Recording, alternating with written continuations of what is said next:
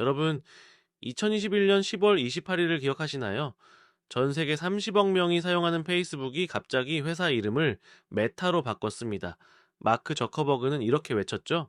메타버스는 모바일 인터넷의 후계자입니다. 우리는 새로운 시대를 만들 것입니다.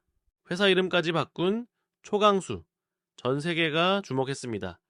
그로부터 3년이 지난 지금 메타버스에 투입된 돈은 약 75조 원 이상, 우리나라 1년 국방 예산의 1.5배에 달하는 금액입니다. 결과는 어땠을까요? 텅 빈 가상세계, 호라이즌 월드, 월간 활성 사용자 겨우 20만 명, 로블록스는 일일 활성 사용자만 8,500만 명인데 말이죠. 로블록스의 0.2% 수준에 불과합니다. 200만 원짜리 퀘스트 프로는 출시 4개월 만에 100만 원으로 가격 폭락, 33%나 깎아야 했습니다. 메타버스 가상부동산 가격은 2022년 최고가 대비 90% 폭락, 임직원들조차 지루하다며 사용을 거부했습니다. 오늘은 역사상 최악의 베팅이라 불리는 메타버스 프로젝트가 어떻게 실패했는지, 그리고 그 와중에 메타라는 회사에 무슨 일이 일어났는지, 마지막으로 AI로 어떻게 화려하게 부활했는지 낱낱이 파헤쳐 보겠습니다. 2021년 전 세계는 메타버스에 열광했습니다. 코로나로 집에만 있던 사람들에게 메타버스는 새로운 희망처럼 보였죠. 페이스북만 메타버스에 뛰어든 게 아닙니다. 한국에서는 네이버가 제페토를 밀었고 카카오는 메타버스 TF를 만들었습니다. 삼성전자는 마이하우스라는 메타버스 공간을 열었고요.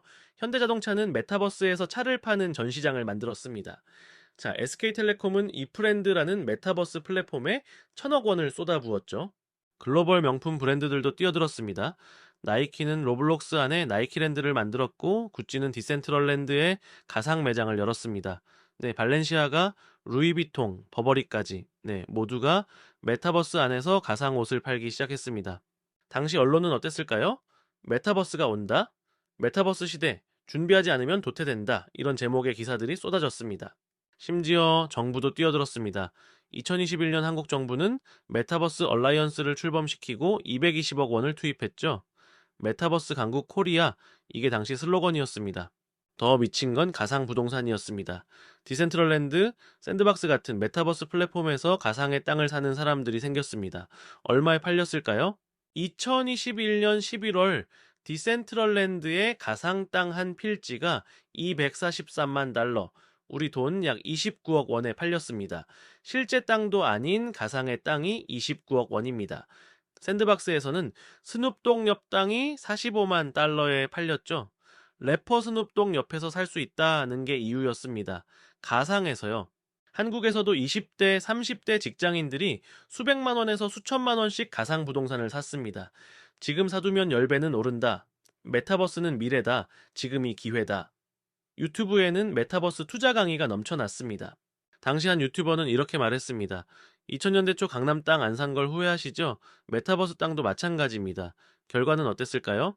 2022년 중반부터 가상 부동산 가격이 폭락하기 시작합니다. 29억 원에 팔렸던 디센트럴랜드 땅, 지금은 2억 원도 안 됩니다. 90% 넘게 떨어진 겁니다.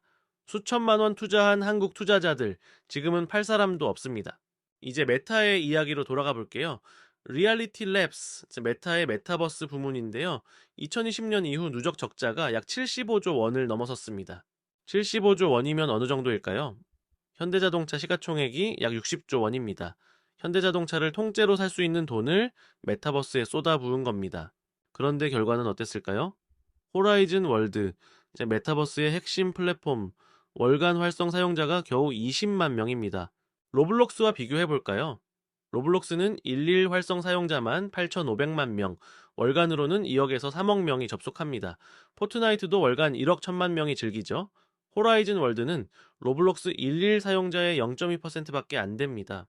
200만 원짜리 프리미엄 VR 헤드셋 퀘스트 프로는 어땠을까요? 출시 4개월 만에 100만 원으로 가격을 33%나 깎아야 했습니다. 그것도 안 팔려서 말이죠. 메타버스 안에서 가상 땅을 사던 사람들 있죠? 2022년 최고가 대비 90% 폭락했습니다. 디센트럴랜드에서 50만 달러에 팔리던 땅이 5만 달러도 안 되는 겁니다. 더 충격적인 건 메타 임직원들조차 사용을 안 한다는 겁니다. 내부 조사 결과 대부분이 지루하다, 할 게 없다고 평가했죠. 자기네 회사 제품을 자기들도 안 쓴다는 겁니다. 실제 호라이즌 월드에 접속해본 사람들의 반응은 어땠을까요? 한 텍 저널리스트는 이렇게 말했습니다. 1시간 동안 접속했는데 다른 사람을 3명밖에 못 봤다. 황량한 유령 도시 같았다. 메타가 야심차게 준비한 가상 콘서트는 어땠을까요? 2022년 2월 호라이즌 월드에서 슈퍼볼 기념 가상 콘서트를 열었습니다. 참석자 수 고작 수백 명, 같은 시간 유튜브로 슈퍼볼을 본 사람은 1억 명이 넘었습니다. 기업들이 만든 메타버스 매장은 더 참담했습니다. 나이키랜드는 그나마 로블록스 플랫폼이라 사람들이 좀 있었지만 구찌의 디센트럴랜드 매장은 텅텅 비었습니다. 한 방문자는 이렇게 말했죠. 30분 동안 돌아다녔는데 나 혼자였다. 명품 매장에 손님이 나 하나. 현실에서도 이렇게 한산한 매장은 없다. 삼성의 마이하우스는 어땠을까요? 2022년 초 화려하게 오픈했지만 몇 달 뒤 조용히 문을 닫았습니다. 방문자가 거의 없었기 때문입니다. 현대자동차의 메타버스 전시장도 마찬가지. 이제 가상 공간에서 차를 보러 오는 사람이 거의 없었습니다. 그냥 현대차 홈페이지가 더 편했으니까요. 왜 이렇게 처참하게 실패했을까요? 첫 번째, 기술적 한계입니다. VR 멀미 때문에 10분 이상 착용하기 어렵습니다. 헤드셋 무게만 500g. 목이 아파서 오래 쓸 수가 없어요. 배터리는 2시간이라고 하지만 실사용 시간은 1시간 정도. 게다가 해상도가 부족해서 눈이 피로합니다. 한 사용자는 이렇게 말했습니다. 20분만 써도 눈이 빠질 것 같고 머리가 아프다. 이걸 하루 종일 쓰고 일하라고? 두 번째, 킬러 콘텐츠가 없습니다. 가상회의, 줌이 훨씬 편합니다. 게임, 플레이스테이션이나 엑스박스가 더 좋죠. 쇼핑, 그냥 웹사이트가 더 빠릅니다. VR 헤드셋을 쓰고 할 만한 게 없다는 겁니다. 메타가 준비한 호라이즌 월드의 콘텐츠는 뭐였을까요? 가상 회의실, 가상 게임방, 가상 공원, 다 현실에서 하는 게 더 나은 것들이었습니다. 세 번째, 근본적인 수요 오판입니다. 사람들은 가상 세계보다 실제 연결을 원합니다. 코로나 때는 그나마 VR이 대안처럼 보였지만 코로나가 끝나자 VR 수요는 급감했죠. 사람들은 다시 밖으로 나가기 시작했습니다. 카페에서 친구를 만나고 영화관에 가고 공원을 산책했습니다. 굳이 무거운 헤드셋을 쓰고 가상 공간에서 만날 이유가 없었던 겁니다. 2022년 메타 임원 회의실. 저커버그가 이렇게 말합니다. 메타버스에 올인한다. 반대하면 회사를 떠나라. CFO가 비용을 줄이자고 건의했지만 묵살됐습니다. 전 직원에게 VR 회의 참석을 강제했습니다. 결과는 어땠을까요? 회의 중간에 헤드셋을 벗는 직원들이 속출했습니다. 다리도 없는 아바타로 진지한 사업 논의를 한다는 게 말이 됩니까? 월스트리트는 계속 경고를 보냈습니다. 하지만 저커버그는 듣지 않았죠. 2022년 한 해 메타 주가는 70% 폭락했습니다. 시가총액 6천억 달러, 우리 돈 800조 원이 증발했습니다. 리얼리티 랩스 내부는 어땠을까요? 핵심 인재들이 줄줄이 떠나기 시작했습니다. 2022년에서 2023년 사이 VR 부문 리더급 10명 이상이 퇴사했습니다. 떠나는 이유? 비전 없는 프로젝트에 커리어를 낭비하고 싶지 않다. 개발자, 생태계, 붕괴. 메타버스 앱을 개발하던 회사들도 줄줄이 폐업했습니다. 투자받은 스타트업들은 자금이 고갈됐죠. 메타의 마케팅도 완전히 실패했습니다. 슈퍼볼 광고에 수백억 원을 투입했는데요. 저해상도 아바타 영상이 조롱거리가 됐습니다. 이게 미래라고? 사람들은 비웃었습니다.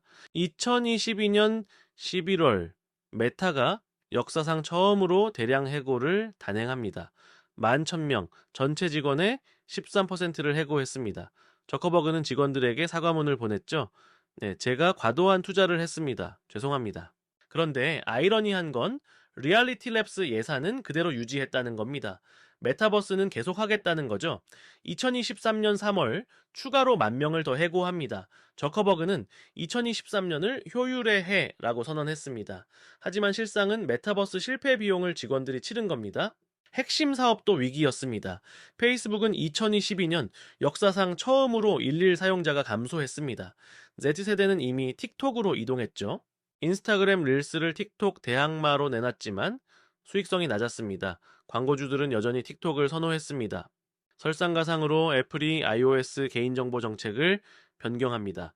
추적 차단 기능 때문에 광고 타겟팅 정확도가 떨어졌죠. 메타는 연간 광고 수익 100억 달러, 우리 돈 13조 원을 잃은 것으로 추정됩니다. 투자자들은 분노했습니다. 2023년 5월 주주총회에서 저커버그 탄핵 요구가 나왔습니다. 하지만 저커버그가 의결권 57%를 보유하고 있어서 무산됐죠. 기관 투자자들은 메타 주식을 매각하기 시작했습니다. 캘리포니아 공무원 연금은 메타 주식을 50%나 줄였습니다. 애널리스트들은 등급을 강등했습니다. 모건 스탠리는 메타버스는 블랙홀이라고 평가했고요. 골드만삭스는 저커버그의 취미에 투자하는 격이라고 했습니다. 직원들의 사기는 바닥이었습니다. 익명 내부 설문조사 결과 직원의 60%가 회사 방향성에 동의하지 않는다고 답했습니다. 회식 자리에서는 페이스북 때가 좋았다는 말이 나왔죠. 2021년에 입사한 직원들의 스톡 옵션은 언더워터 상태가 됐습니다. 주가가 폭락해서 옵션 행사 가격보다 낮아진 겁니다. 이직을 고려하는 엔지니어들이 급증했습니다.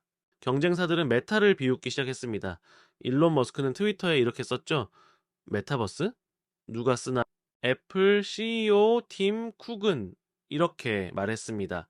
우리는 증강현실에 집중하고 있습니다. 암묵적으로 VR 메타버스를 무시한 겁니다. 심지어 마이크로소프트조차 후퇴했습니다.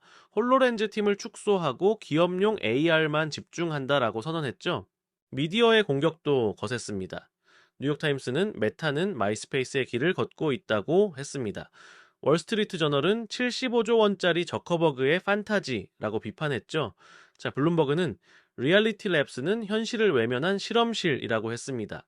유명 테크 유튜버들은 조롱 영상을 쏟아냈습니다. 호라이즌 월드 1시간 체험기, 할 게 없다. 이런 제목의 영상들이 수백만 뷰를 기록했습니다. 내부 고발도 터져 나왔습니다. 전직 디자이너가 폭로했습니다. 저커버그는 피드백을 듣지 않습니다. 사용자 테스트 결과를 무시하고 출시를 강행했어요. 메타버스 내 성희롱 사건도 발생했습니다. 가상 공간에서 아바타 추행 문제가 불거졌고 안전장치가 미흡하다는 비판이 쏟아졌죠. 자, 미성년자 보호 문제도 제기됐습니다. 자, VR 공간에서 아동이 부적절한 콘텐츠에 노출될 수 있다는 우려였죠. 네, 부모 단체들은 규제를 요구했습니다. 저커버그는 점점 고립됐습니다. 2022년 셰릴 샌드버그 COO가 퇴사했습니다. 공식적으로는 개인적인 이유였지만 업계에서는 저커버그와 메타버스 비전 차이 때문이라고 추정했습니다. 실리콘밸리 네트워크에서도 따돌림을 당했습니다. 주요 테크 컨퍼런스에서 메타버스는 언급하면 안 되는 금기어가 됐죠. 저커버그는 1년 이상 주요 매체 인터뷰를 거부했습니다. 비판을 피하기 위해서였죠. 2022년 말 메타는 완전히 무너지는 것처럼 보였습니다. 그런데 2023년 2월 갑자기 상황이 바뀝니다. 메타가 엘라마 1이라는 오픈소스 AI 모델을 공개한 겁니다. 업계는 충격을 받았습니다. 메타가 AI를 메타버스에 올인한다던 회사가 갑자기 AI 모델을 내놓은 거죠. 2023년 7월 엘라마2를 출시합니다. 상업적 사용이 가능한 오픈소스 모델이었습니다. 성능은 GPT 3.5 수준, 무료로 공개했습니다. 주가 반등, 2023년 한 해 194% 상승했습니다. 사람들은 깨달았습니다. 메타버스에 쏟아부은 돈이 사라진 게 아니었구나. 리얼리티 랩스에서 구축한 인프라가 AI 자산으로 전환된 겁니다. GPU 클러스터 60만 개, 업계 최대 규모입니다. 원래는 메타버스 3D 렌더링용이었죠. 이걸 AI 학습용으로 전환한 겁니다. 추가 투자를 최소화하면서 AI 경쟁에 뛰어들 수 있었습니다.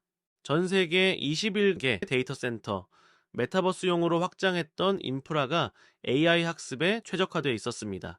VR 엔지니어들도 AI 이미지, 영상 생성 팀으로 이동했습니다.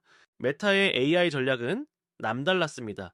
오픈 AI나 구글과 정반대 노선을 택했죠. 자, 오픈 소스 전략입니다. 무료로 공개해서 생태계를 장악하겠다는 겁니다. 2023년 9월 메타 AI 챗봇을 출시합니다. 페이스북, 인스타그램, 왓츠앱에 통합했죠. 출시 6개월 만에 월 사용자 5억 명을 돌파했습니다. 2024년에는 AI 스튜디오를 내놓습니다. 누구나 맞춤형 AI 에이전트를 만들 수 있는 플랫폼입니다. 크리에이터들에게 수익화 도구로 제공했죠. 숫자로 보는 반전입니다. 2024년 메타 실적, 매출 1645억 달러, 우리 돈 약 220조 원, 전년 대비 24% 증가했습니다. 영업이익률은 41%에서 48%, 빅테크 중 최상위 수준입니다. AI 광고 효율이 개선되면서 광고 단가가 상승했습니다. 주가는 어떻게 됐을까요? 2022년 최저점 대비 450% 상승했습니다. 2024년 말 기준입니다. 시가총액 1조 2천억 달러를 회복했습니다. 메타는 2024년 AI 분야에 40조 원을 투자한다고 발표했습니다. 그런데 이번에는 월스트리트가 환영했습니다. 이제야 제대로 된 투자를 한다고 말이죠. 저커버그는 완전히 재평가됐습니다. 메타버스 광신도에서 AI 성우자로 이미지가 바뀐 겁니다. 오픈소스 전략은 찬사를 받았습니다. 텍 커뮤니티에서는 AI 독점을 막는 영웅이라고 칭송했죠. 물론 실제로는 표준을 장악하려는 의도였지만요. 저커버그의 개인 자산은 2024년 2천억 달러를 돌파했습니다. 세계 부자 순위 3위로 재진입했죠. 여러분, 75조 원은 정말 날아간 걸까요? 메타버스는 분명히 실패했습니다. 하지만 메타라는 회사는 살아남았습니다.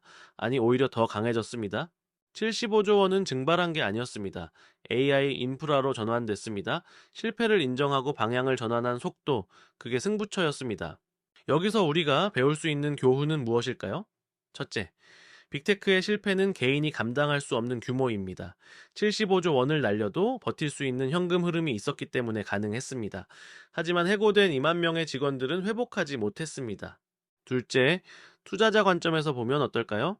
메타 주식을 2022년 저점에 매수한 사람은 5배 수익을 냈습니다. 하지만 그 타이밍을 맞추는 건 불가능합니다. 자, 분산 투자의 중요성을 다시 한번 깨닫게 됩니다. 셋째, 기술 트렌드에 대한 교훈입니다. CEO의 집착보다 시장 수요가 정답입니다. 하지만 인프라 투자는 다음 기회로 연결될 수 있습니다. 메타가 그걸 증명했죠. 마지막으로 질문 하나 드릴게요. 메타는 운이 좋았던 걸까요? 아니면 전략이 뛰어났던 걸까요? AI 붐이 꺼지면 또 다른 위기가 올까요? 그리고 다음 메타버스는 무엇일까요? 애플 비전 프로? 공간 컴퓨팅? 여러분은 어떻게 생각하시나요? 오늘 영상이 도움이 되셨다면 좋아요와 구독 부탁드려요. 지금까지 카툰 형제학이었습니다. 다음 영상에서 뵙겠습니다.